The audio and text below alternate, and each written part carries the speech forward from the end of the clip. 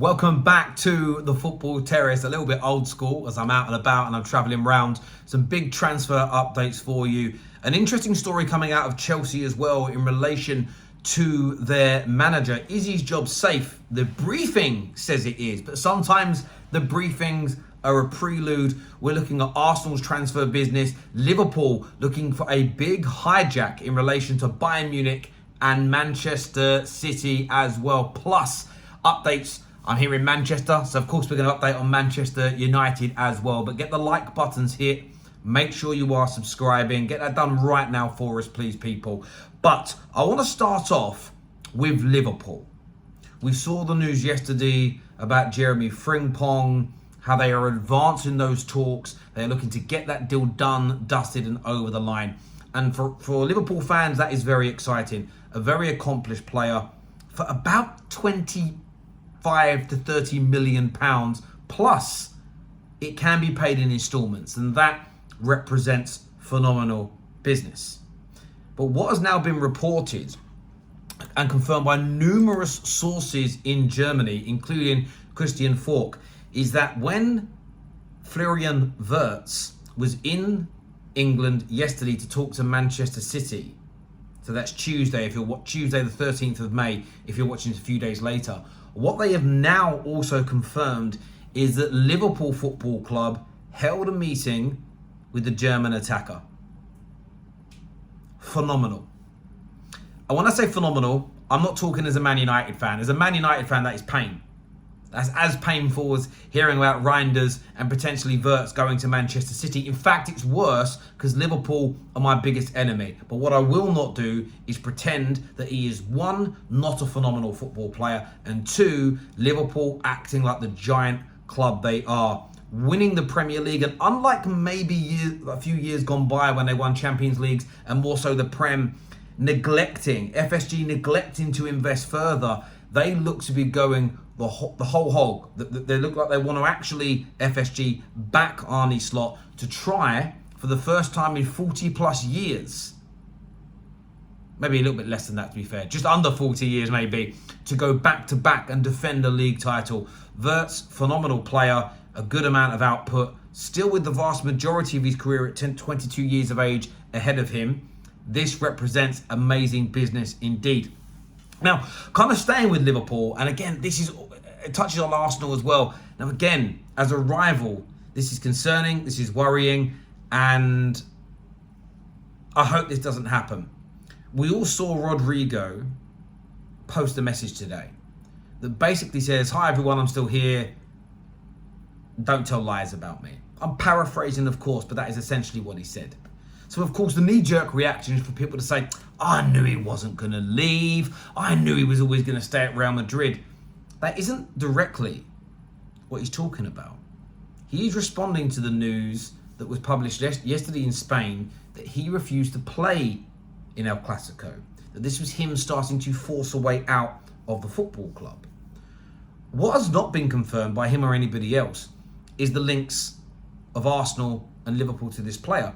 And a report from Graham Bailey today, and I'm going to read it for you here, is that Liverpool and Arsenal are starting to believe they could sign Rodrygo this summer. This is the third report in 3 days, heavily linking Arsenal to the player, and the second one linking Liverpool. It says that both clubs are getting excited at the prospect, and it's understood that Rodrygo has 90% made up his mind to leave Real Madrid.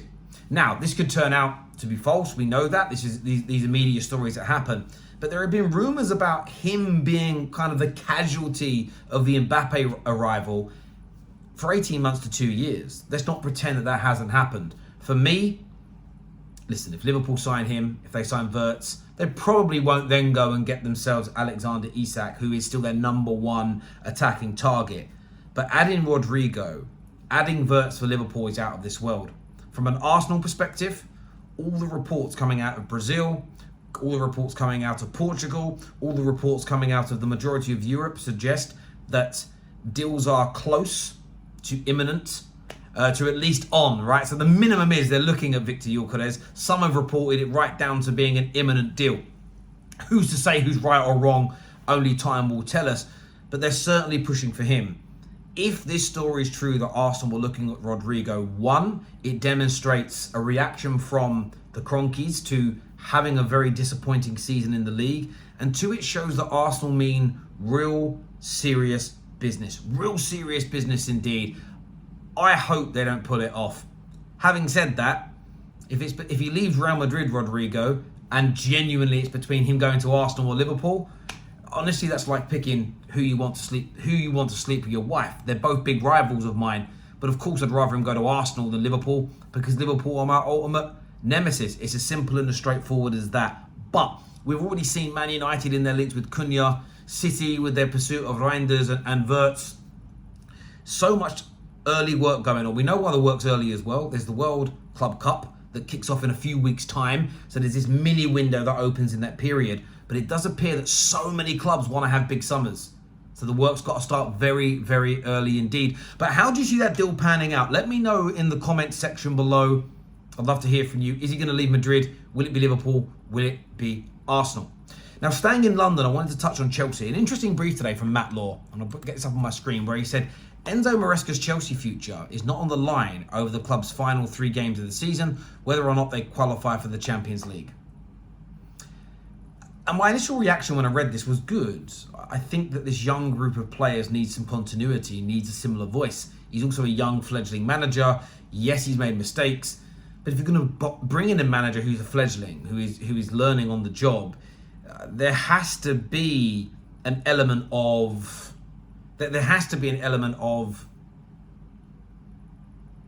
patience. You can't not have patience if that's who you're hiring. You've got to know what you're doing.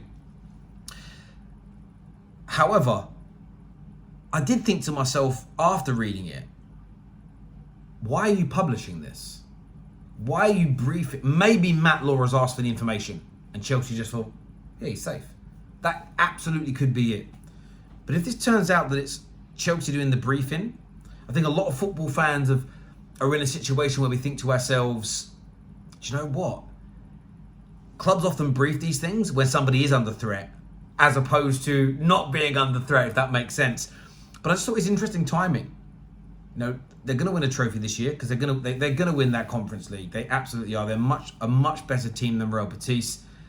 They've got a very good chance of making it into the Champions League, which is their season objectives achieved. They need more firepower. They need more experience. But that can only be purchased. I don't really blame... Moresca's made mistakes this year. All managers make mistakes, whether you're Pep Guardiola or whether you're Sam Allardyce. You're always going to make a mistake. But the biggest mistake at Chelsea was not backing in with more experienced players in January. Higher quality strikers as an example. I just find this timing of this brief a little bit weird. And that's no poor reflection on Enzo Moresca. I just don't understand why Matt Law's... I mean, is this something that Chelsea fans are asking for? I haven't seen much of it online, so maybe I'm out of the loop here. Maybe it's been within sort of Chelsea circles, as it were. But for me, they should be sticking by this man. They should be backing this man in the summer, buying him some quality and going from there. Now, the one other bit of news I wanted to speak to you about today is more further reports today and stories coming out regarding Man United and their pursuit of Liam Delap. And we spoke about this briefly yesterday on the Straight Facts show, that Manchester United are highly confident that he's going to pick the club irrespective of Champions League qualification. There's a high chance he comes to us regardless, but of course making it into the Champions League could be a deciding factor. Now, I know that Ruben Amorim has said he doesn't want players picking us on that basis. Now, that's what the media is telling us. What I find so funny about football fans is this.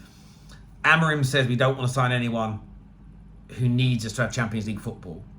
Then we're linked to a player that wants us to have Champions League football, and people go, well, we shouldn't sign him then.